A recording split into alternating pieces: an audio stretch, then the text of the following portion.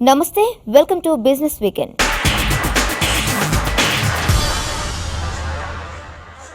గత కొన్నేళ్లుగా నత్తనడకన నడుస్తున్న ఆతిథ్య రంగం ఇప్పుడిప్పుడే కోలుకుంటున్నట్టు కనిపిస్తోంది. కేంద్రం విదేశీయుల వీసాల ప్రాసెసింగ్ సులువు చేయడంతో విదేశీ పర్యాటకుల సంఖ్య గణనీయంగా పెరిగిందని, దీంతో హాస్పిటాలిటీ రంగానికి పూర్వ వైభవం రావడం ఖాయమంటున్నాయి వ్యాపార వర్గాలు. 2008కు ముందు ఆతిథ్య రంగం మంచి లాభాల బాటలో ఉండేది. ఆ తర్వాత వచ్చిపడిన ఎకనామిక్ క్రైసిస్ దెబ్బ మొట్టమొదటిగా హాస్పిటాలిటీ రంగానికే తగిలింది. ఇండియాలో ఈ రంగంలో సరైన పుల్ బ్యాక్ ఇంకా రాలేదనే చెప్పాలి.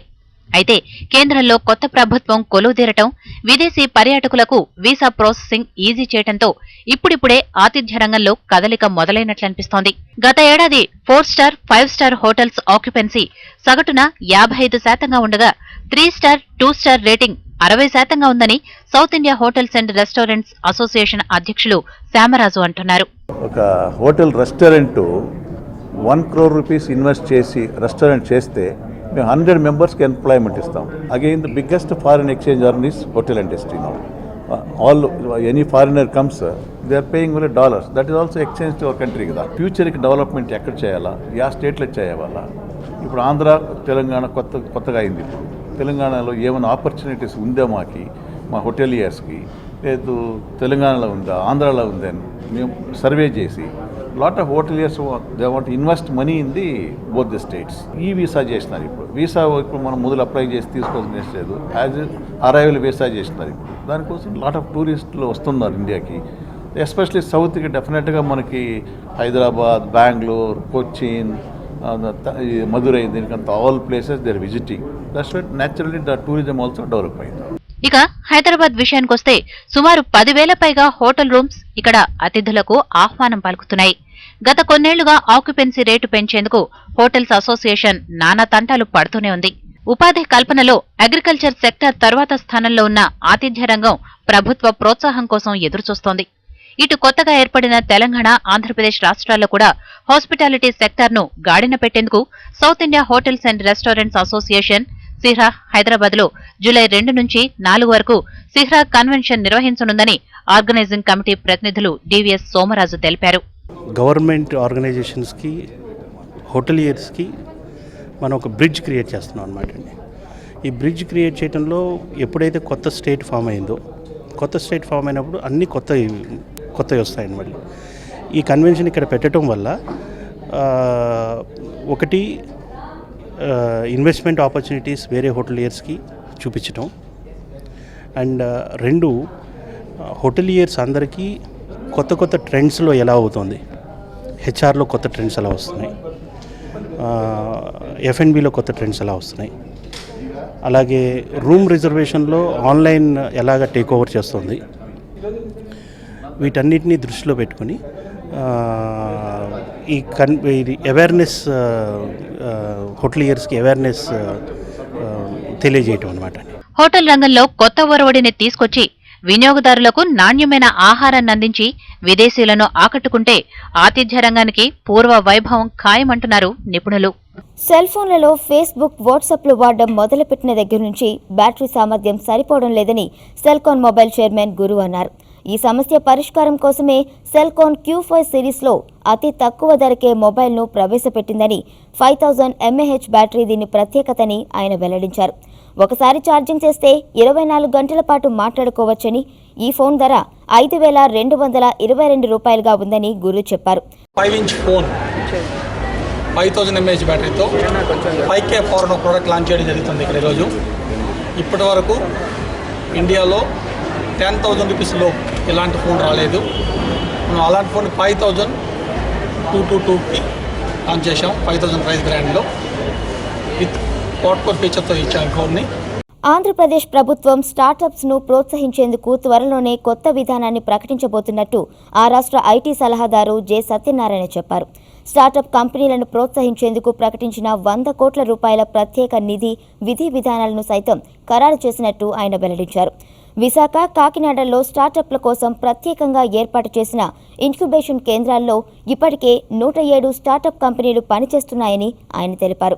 ఇంటెల్ ఏర్పాటు చేసిన innovate for digital India challenge ప్రోగ్రాంలో ఆయన పాల్గొన్నారు. కేంద్ర ప్రభుత్వానికి చెందిన శాస్త్ర సాంకేతిక శాఖతో కలిపి innovate for digital India challenge కార్యక్రమం చేపట్టినట్టు ఈ సందర్భంగా ఇంటెల్ దక్షిణాసియా ఉపాధ్యక్షురాలు దేబ్జానీ ఘోష్ తెలిపారు. ఇంటెల్ గవర్నమెంట్ ఆఫ్ ఆంధ్రప్రదేశ్ ప్రభుత్వము కలిసి జాయింట్గా ఈ ఇంటెల్ డిజిటల్ ఇండియా ఛాలెంజ్ అనేది ఒకటి లాంచ్ చేయడం జరిగింది. ఐటీ ద్వారా డిజిటల్ రెవల్యూషన్ ద్వారా వచ్చే ఫలితాలు ప్రజలకి అందాలి అంటే ఈ డిజిటల్ ఇండియాని అందరూ కలిసి కంబైన్డ్గా దీన్ని అమలు పరచాల్సిన అవసరం ఉంది. వెదర్ ఇండస్ట్రీ కానీ, ప్రజలు కానీ, సొసైటీ కానీ, ఇతర ఎన్జిఓస్, అదర్ ఆర్గనైజేషన్స్ కానీ.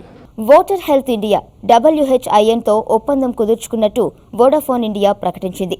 ఒప్పందంలో భాగంగా M-Pesaతో కలిపి తెలంగాణ, ఆంధ్రప్రదేశ్, గుజరాత్, కర్ణాటక, తమిళనాడు రాష్ట్రాల్లో ఓటర్ హెల్త్కు చెందిన 450 ప్రాంతాల నుంచి నగదు వసూళ్లను చేపట్టనున్నట్టు వోడాఫోన్ వెల్లడించింది.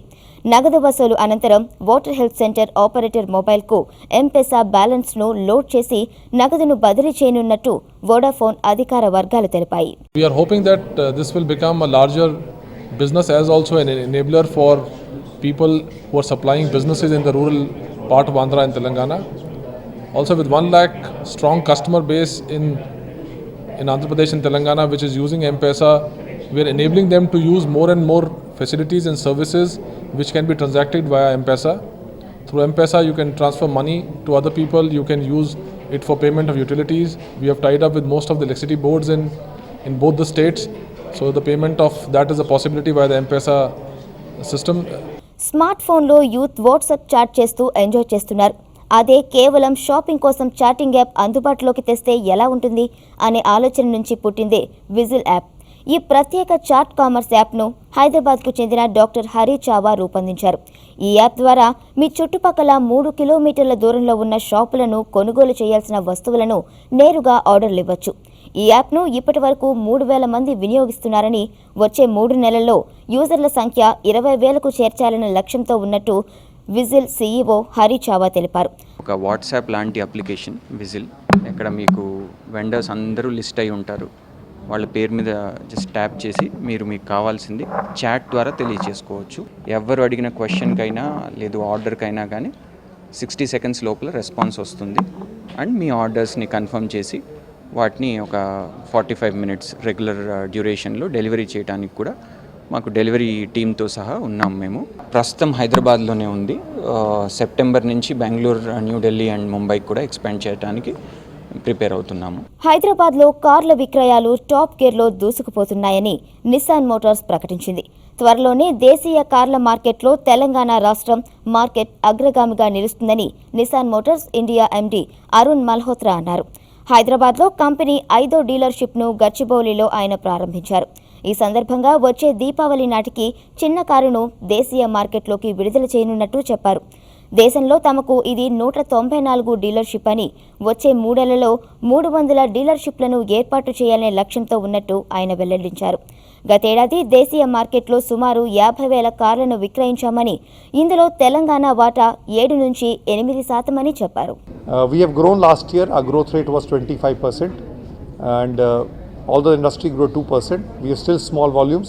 We believe that we need to add further touch points in the country. Hyderabad is IT city and customers are linked to the international in terms of products, in terms of services, in terms of customer experience. We will try to be second to none.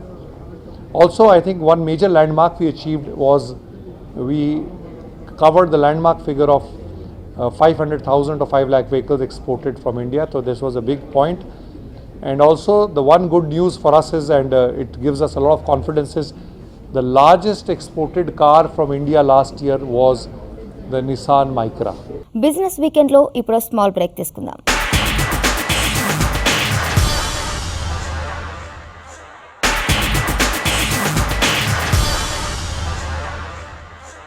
Welcome back to business weekend.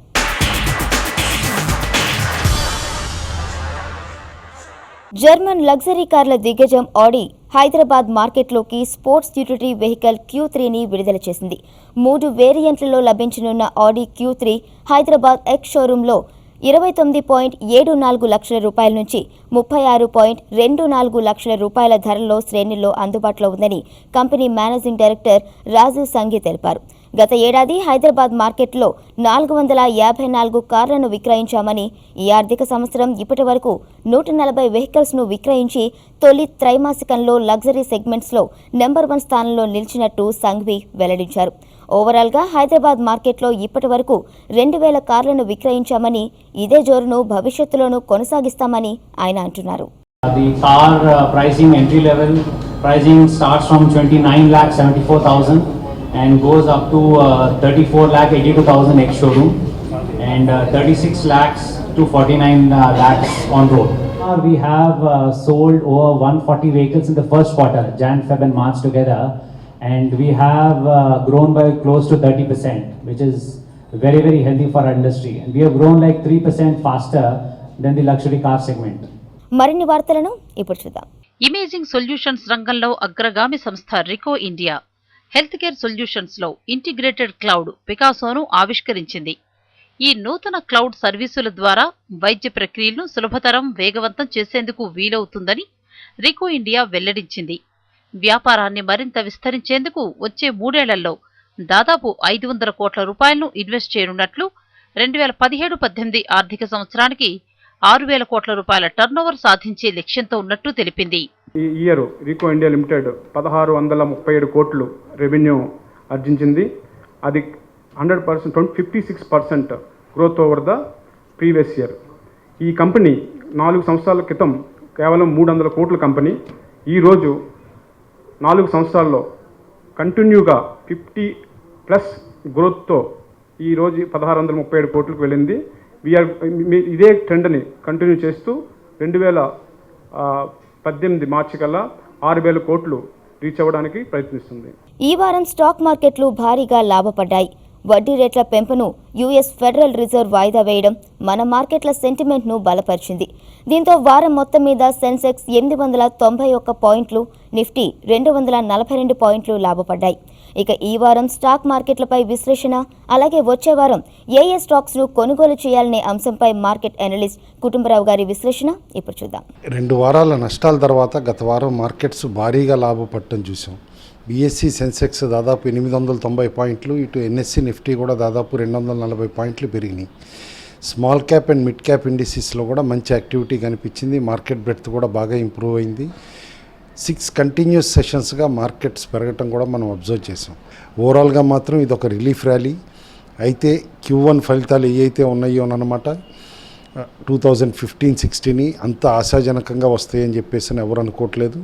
But main index mover అనమాట ఈ వారం Reliance industries అనమాట. Heavy weightage కూడా ఉంది కాబట్టి ఇండిసెస్లో అది చాలా పాజిటివ్గా మూవ్ అవడంతో కూడా మార్కెట్స్ని బాగా ప్రభావితం చేసిందని చెప్పేసి కూడా అనుకోవచ్చు.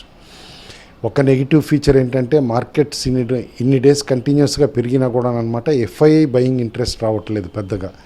Domestic institutions and local investors సపోర్టే ఎక్కువగా కనిపిస్తుంది. కాబట్టి అనమాట అన్లెస్ ఎఫ్ఐఐ ఇన్వెస్టర్స్ తిరిగి అగ్రెసివ్ బయింగ్ చేస్తేనే మార్కెట్లో మొమెంటం నెలకొంటుందని చెప్పేసి అని అనుకుంటున్నాను. కాబట్టి కరెంట్ లెవెల్స్ దగ్గర నుంచి అనదర్ 1-2% మార్కెట్స్ పెరగగానే కొంచెం అప్రమత్తంగా ఉండమంటాను షార్ట్ టర్మ్ ట్రేడర్స్ని.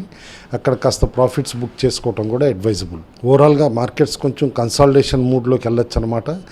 ఎందుకంటే ahead of monsoon session markets temporary peak reach అవుతాయి అని చెప్పేసి అని అనుకుంటున్నాం.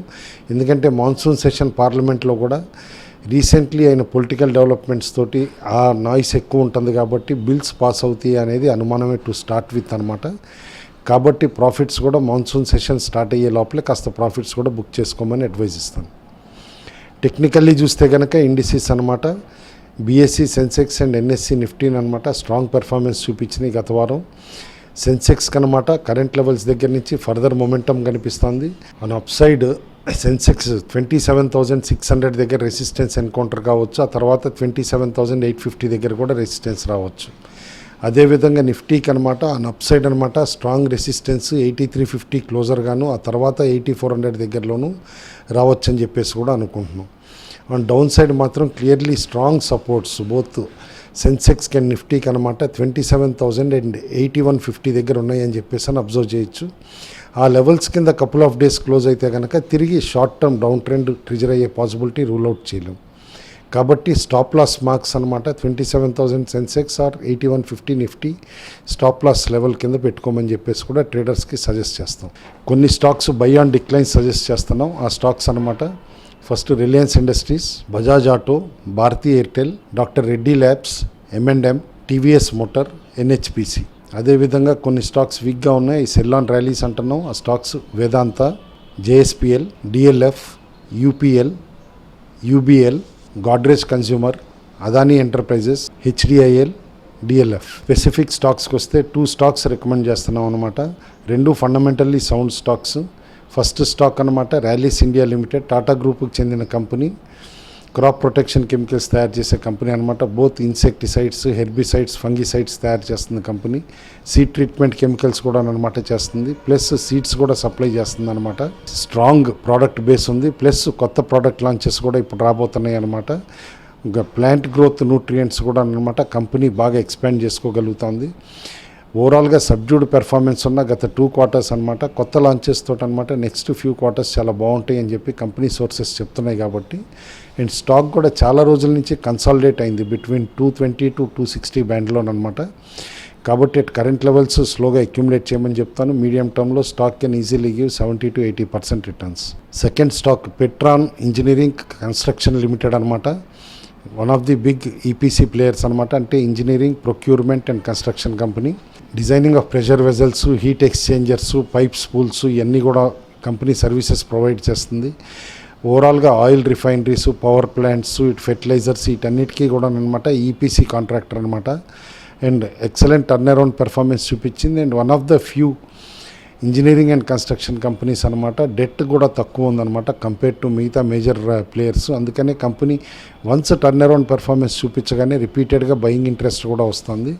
ఆల్రెడీ ఈ స్టాక్ ఒకసారి రికమెండ్ చేసాం. మనం రికమెండ్ చేసిన దగ్గర నుంచి 20% పైన స్టాక్ పెరిగింది. బట్ స్టిల్ ఇంకా బై చేయమంటున్నాం. స్టాక్ కెన్ ఈజీలీ డబుల్ అనమాట ఫ్రమ్ కరెంట్ లెవెల్స్.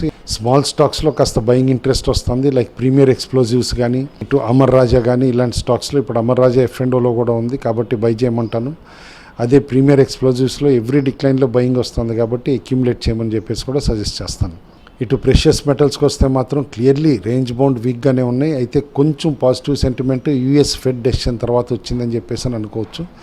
బట్ ఏదైనా కామెక్స్లోనమాట అన్లెస్ 1200 లెవెల్ క్రాస్ అయితే తప్పితేనమాట బంగారం పర్ ఔన్స్ అనమాట బయింగ్ ఇంట్రెస్ట్ ఫ్రెష్గా వచ్చే పాసిబిలిటీ ఉంటుంది. అది టిల్ దెన్ అనమాట రేంజ్ బౌండే ఉండొచ్చు అని చెప్పేసి అని అనుకుంటున్నాం. కాబట్టి ఎక్సెప్ట్ ఫర్ ట్రేడర్స్ అనమాట నేరో ట్రేడింగ్ బ్యాండ్లోనే ట్రేడింగ్ ఆపర్చునిటీస్ ఇస్తుంది. Otherwise medium to long term investors కూడా అనమాట బంగారంలో ఇంకా దూరమే ఉండమంటాను, ఎందుకంటే ఈక్విటీస్ ఆర్ బెటర్ ప్రాస్పెక్ట్స్.